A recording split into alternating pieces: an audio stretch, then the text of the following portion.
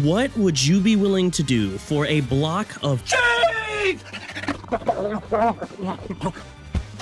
If your answer isn't start a crusade, nuke the country of Australia, and drown the entire planet, then I think we need to have a serious conversation about your core values. Today, I'll be playing Civ 6, the only game where you can make a cheese cult with more followers than Jesus Christ. As a feta fanatic, I have but one goal: spread the gospel of Cheesism through any means necessary. Our journey begins as one of the most holiest of cheese worshippers known to man, Wisconsin, otherwise known as the Byzantine Empire. The Byzantine Empire is the perfect civilization for spreading the love of cheese, as their specialties involve warmongering and even more warmongering. As we create our first city, it's clear that the cheese gods are shining brightly down on us, because just a few tiles away, there are some unprocessed cheese curds grazing the fields. Now, I want to be very clear. Consuming cheese through artificial means is absolutely disgusting and completely against our religion. We are not looking to spread the gospel of fake manufactured government cheese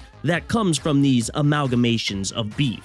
We are only believers of consuming cheese in its raw, unrefined state. There is nothing more beautiful than seeing a little wheel of Gouda frolicking its way through the fields with a mound of Parmesan. Like many others, I would be willing to sell my firstborn child for a block of brie. So, our first mission will be to find an authentic source of holy cheese. In the meantime, our citizens yearn for our small cheese cult to become the greatest religion of all time. As many of you know, the acquisition of cheese throughout history has been notoriously violent. There was the bread and cheese revolt in the Netherlands, the Great Cheese Riot of 1766, and finally, the Oregon Tillamook cheese war that took place in the 1960s. So of course, when choosing our pagan cheese god, it's only right that we follow the path of our ancestors and choose the god of war. After introducing myself to the locals, creating a new city, and becoming the dictator of a city-state, it was time to take our religion to the next level. After spending weeks praying to the government cheese, our great prophet was born. Cheesism was now a world-renowned religion. However, as we cut the cheese of God and used his gases to form our own religion, Peter had begun spreading false beliefs about some crazy lunatic who can walk on water and turn water into wine. On top of this, I heard they were pairing their wine with crackers instead of cheese. As a man of cheese, I couldn't stand for this. So I decided to conversate with the non-believers the only way I knew how: holy war. Peter decides to denounce me, complaining that my people know nothing about beauty. I decide to show him just how beautiful my civilization is by settling a city directly next to him. Apparently, he wasn't the biggest fan of this, because after doing so, he started sending several god-slinging missionaries to convert my newly found city. Within a matter of time, my beautiful cheese lovers were now worshippers of Jesus Christ. While Russia ran around desperately flinging their religion at anyone who would listen, I was home raising monuments to the Gouda gods. We built two wonders brick by brick: the Oracle and the Mahabahi. These once historically significant structures were now entirely repurposed for dairy worship. Upon their creation, my apostles gained enhanced spreading capabilities, and we also received 2 apostles ready to spread the gospel of cheese. Despite my advancements, much like a Mormon on a mission, Peter's church boys came knocking at the door of my capital. However, instead of doing the usual cut off all the lights and pretend like I'm not home until they go away, I snuck out the back door, went to their house, and converted their wives and children into Cheesism. As Peter's missionaries rushed back to defend against our beliefs, I summoned every apostle, missionary, and inquisitor at my disposal to return my city back to Cheesism. Once I did, it was time to go on the offensive. After 3 nights of converting every Eastern Orthodox citizen into a cheese-loving fanatic, Russia's most iconic capital now worships the holiest of Havarti. day. After converting all of Russia into Cheesism, our civilization spiraled into a golden age. By the grace of Gouda, we had sparked a Renaissance era. Our people were building beautiful cheese sculptures, and cheese culture was running rampant throughout our civilization. Because we were now in a golden age, our religious troops were now significantly stronger, and our Colby Crusaders would be even easier to spread out from here. However, despite our religious triumphs and cultured success, it seemed like the world wasn't too happy about me converting Russia's capital into a temple to Wisconsin. Soon after the conversion, the entire world decided Cheesism needed to be disposed of. While we were engaging in holy war with Russia, we had crossed the paths of several other civilizations. An angry lady who had watched 300 too many times, a big titty goth girl, Crocodile Jack, and then finally this guy. I don't know what the hell his problem is, but he kept getting mad and denouncing me. I don't know, I think he's hungry or something. After the events that took place in Russia, the entire world was summoned to an emergency council meeting to remove the influence of Cheesism out of Russia's borders. Now, to the non-believers, it would seem like all is lost for Cheesism. However, to someone who knows that the god of this world is a big-ass will of feta in the sky, this religious emergency is nothing but an opportunity for the entire world to succumb to the sharp cut of Cheesism. If I am able to defend the city of St. Petersburg, I gain 200 diplomatic favor and a religious burst of Cheesism in all nearby cities. So, it was time to take our casual cheese lovers and mass produce enough missionaries to spread the gospel of Cheesism to the entire world. Although it was against our religion to consume the government manufactured cheese, we had no problem using the resources in other ways. In our society, the hard work of a heifer was not wasted on consumption, but it was instead dried, curdled, and immortalized to create some of the most beautiful religious wonders the world has ever seen. In our capital, we created a wonder to the Gouda gods, giving us faith for every coastal towel belonging to the city. Along with this wonder also came the Hagia Sophia. This gave our missionaries and apostles a total of 6 religious spreads before martyring themselves in the name of Cheesism. After I mass-produced as many cheese-loving monks as I could, we changed our government over from a monarchy to a theocracy, giving us extra strength in theological combat. Once my religion of cheese-loving freaks was created, it was time to show the world why the power of cheese will not be underestimated. And so began the first worldwide holy war. While the entire world worked to stop the spread of Cheesism, I doubled down and started spreading Cheesism to every corner of the earth that had not felt my savory touch. Now I want to make something very clear.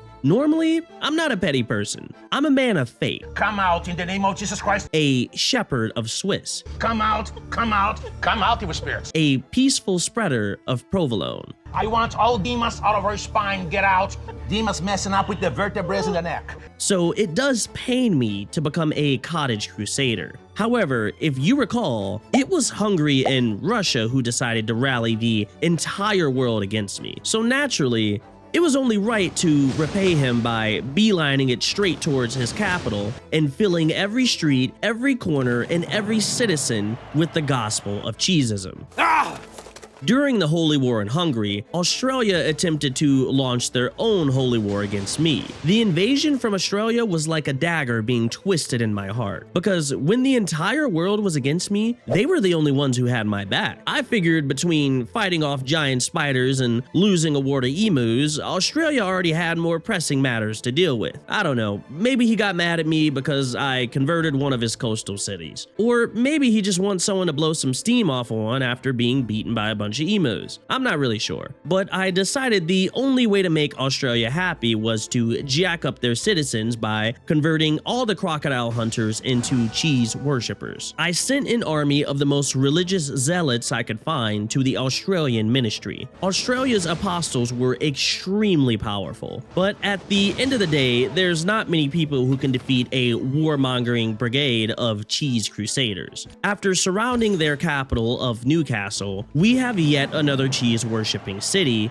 under our religion. It was at this time that the Gouda gods expressed their happiness in the gospel that I was spreading, because as I converted the city of Pest to Cheesism, a flood wiped out half the city. Now, a non-believer would say this is a coincidence, but the non-believers all died in the flood, so their opinions really don't matter that much. Despite successfully defending against several emergency meetings calling forth the world to destroy my religion, our gods were still angry with us. Tornadoes broke out, ravaging through the lands of our capital, volcanoes erupted, pillaging some of our trade routes, and several of our cities began to flood, killing the citizens and destroying the buildings. It was clear to me that despite all we had done, the gods were not satisfied. At this point, I thought my religion must have been the dominant religion in most civilizations. I had done the Canadians a favor by giving them something to worship other than maple syrup. I had got rid of all Christianity and replaced God-loving men with Provolone pursuers, and the warring countries like the Spartans and the Nubians can now fight over cheese instead of land. However, while I spent my time keeping Christianity at bay, a new religion had snuck under my radar and spread rampant through the southwestern borders of the world. It was now the second biggest religion in all of the world, and its name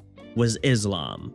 After meeting Saladin, the leader of the Arabic Empire and the Islam religion, it was clear as day why the gods were angry with me. Saladin had access to one of the most powerful resources in all of mankind: cheese. I demanded Saladin give me his cheese immediately and return it to the rightful worshippers of Cheesism. However, despite my demands, Saladin refused. A wise philosopher once said, "If a man does not have cheese, then he is lost. But that same man can get lost in the cheese." It was clear to me that Saladin had such abundant reserves of cheese that he had become lost in the cheese, denying me my true rights of the holy cheese promised to me 3,000 years ago. So against Saladin, not only did I declare the holiest of holy wars, but I declared a crusade. In an unexpected turn of events, Russia declared war on me as well. It was clear to me that if I wanted to fight a war on two fronts, I was going to need to convert my cheese-spreading zealots into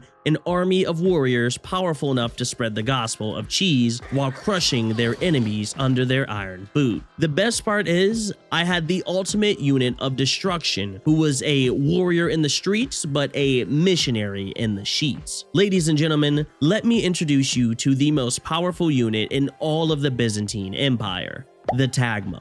The Tagma is a unit that grants +4 combat strength or +4 religious strength to any unit within 1 tile of it. On top of that, the Byzantine Empire receives +3 combat strength per holy city that we've converted, which means that we're currently sitting at around +12 combat strength for each unit we create. If that wasn't enough, our Crusader belief gives us a +10 combat buff to any unit in a territory with the same religion as them. If you don't understand what any of that means, that's okay. All you need to know is that's a lot of fucking damage. Now that's a lot of damage! So, our cheese lovers left their temples in 9 to 5s and began fighting for the will of the Gouda gods. We produced several tagmas, cannons, musketmen, and missionaries to spread the Gouda gospel while crushing our enemies at the same time. The first attack was against Peter, since we were neighbors. Because his civilization already follows my religion, we absolutely demolished him with our +20 buff to religious cities under Cheesism. Taking Yaroslav with our navy was extremely easy. However, taking the capital of Russia was a bit of a different story. Despite putting the literal fear of God in them, our military was still using muskets and cannons, even though we were in an age where our enemies have nuclear bombs. Although we ended up capturing St. Petersburg, the Russians did not go down without a fight. They killed 5 of our units, and we spent 10 turns bombarding their cities with cannon fodder. The very idea that I would be facing a man even more powerful than this who did not believe in cheese shook my very core. If I was going to acquire the holiest of cheese, I needed a military that used more than just muskets. So, for exactly 3 cheese, I decided to make peace with the Arabic Empire while I devised a strategy to obtain all the cheese located within his borders. Even thinking about the idea of my people having to learn anything more scientific than the best cheese pairings brought a sharp pain to my heart. start. But in order to invade the Arabian Empire, we were gonna need to research a better military. However, this is when I realized the beauty of colonization. While my people build wonders of cheese and stay cultured, the Russian territory that we captured can focus on military advancements and scientific improvements. After sending my scouts to investigate the Arabian Empire, it was clear to me that most of their cities were on the coast. This means if I could put together a navy powerful enough to sink them all, spreading cheesism and seizing their cheese resources would be inevitable. I created the great wonder of the Venetian arsenal. This wonder was essentially a buy one get one free ship policy. I cannot express how broken this is. Oh nice, you've managed to send 30 footmen to raid my capital. Congratulations. Your reward will be getting reverse Pearl Harbored by 50 of my battleships. On top of that, the Tagmas that were once powerful religious knights can now be converted into fully armored, gun-slinging, horse-riding crusaders. There's nothing like spreading the gospel of cheesism by putting a brie-sized bullet hole in someone's chest. At this point, it had been over 30 years since I had declared a truce with Saladin, and after researching proper crusading technology, building my army, and sending forth dozens of bald men to spread my religion, it was time for the holiest of holy wars, the final testament of cheesism. I declared war on the Arabian Empire. However, it seemed like the entire world was finally fed up with my warmongering, because literally everyone except for Big Titty Goth Girl, Crocodile Jack, and Sparta declared war against me. But I wasn't gonna let a little world war stop my crusade for cheese. After landing all of my troops on the southern Arabian border, I immediately have my bald virgins convert the city, giving us +10 combat strength on every unit. There, I spent several turns bombarding the city until we finally had control of our first city in the Arabian Empire. Although capturing this city gives me a significant military advantage, the first source of holy cheese lay within the city of Medina, so this was our next target. Although things were going great on the offensive, back at home, things weren't looking as good. The first is there are heretics claiming we are polluting the world by dumping so much oil in the ocean. They claim this is why our cities are flooding, the ice caps are melting, and volcanoes are erupting. But don't worry, we have hung all the non-believers and reassured our citizens. This is clearly the anger of the gods, and it will undoubtedly end once we please them with the acquisition of cheese. Second is the Hungarian military is sinking my reinforcements using their nuclear submarines. I guess they're still mad about converting their entire civilization to cheese lovers, but because of their advances, I'm not able to provide reinforcements to my troops overseas. However, this is when I realized the entire time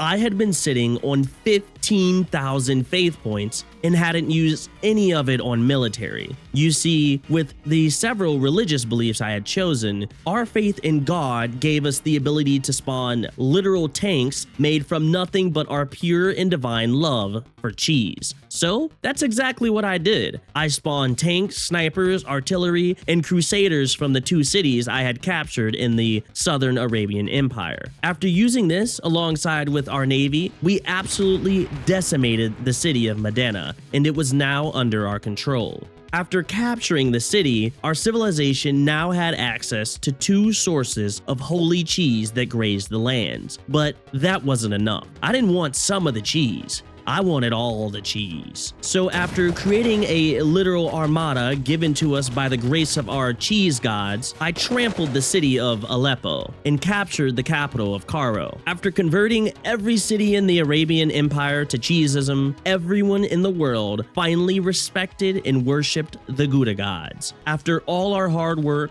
we had finally secured the holy cheese. Now, all the temples will be filled with cheese. When philosophers ask the question, who is our God? They can look to nothing but the big wheels of feta and cheddar in the sky as proof that our creators are always watching over us. The world might be sinking and erupting with volcanic ash, but at the end of the day, remember, you will always have cheese. I hope you guys enjoyed the video and the plethora of provolone puns I made, and if you did, please don't forget to like the video. If you want more content like this, check out my latest video where I raised 50 bug children to destroy my neighbors in RimWorld. With that being said, I love you guys, and I'll see you in the next one.